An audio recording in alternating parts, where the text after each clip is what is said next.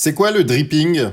Et si l'art devenait un geste libre, spontané, presque instinctif? C'est exactement ce qu'a proposé le dripping, une technique révolutionnaire qui a marqué l'histoire de la peinture. Le dripping a été inventé par Janet Sobel, mais popularisé dans les années 1940 par Jackson Pollock, un artiste américain qui voulait casser les codes traditionnels. Au lieu de peindre sur un chevalet, il posait ses toiles au sol et laissait la peinture couler, éclabousser et se mêler au mouvement de son corps. Le dripping repose en effet sur un principe simple. Au lieu d'appliquer la peinture avec un pinceau, l'artiste la projette, la fait couler ou la laisse goûter directement depuis un bâton, une seringue ou un pot. Constitutif de l'action painting, le dripping privilégie l'acte physique de peindre en écartant toute représentation figurative. Peindre devient alors un acte spontané et instinctif où l'instant présent guide le geste. L'œuvre capte l'énergie du corps en mouvement, témoignant d'une création vivante et immersive, mais aussi des divers comportements de la couleur. Ainsi, Jackson Pollock l'utilisait pour créer des œuvres impressionnantes, comme Number 1A, 1948, ou Blue Police, où les entrelacements de couleurs forment un chaos organisé, vibrant d'énergie. D'autres artistes ont adopté cette méthode, chacun à leur manière. Sam Francis, par exemple, a utilisé le dripping pour donner un effet plus aérien et lumineux à ses œuvres. Le français Georges Mathieu, quant à lui, combinait le dripping avec des gestes rapides et calligraphiques, créant une peinture presque chorégraphiée. Aujourd'hui, cette technique continue d'inspirer de nombreux artistes contemporains et street artistes. On la retrouve dans le travail de peintres modernes qui jouent avec la fluidité de la peinture pour créer des œuvres dynamiques et expressives. Et aussi des croûtes.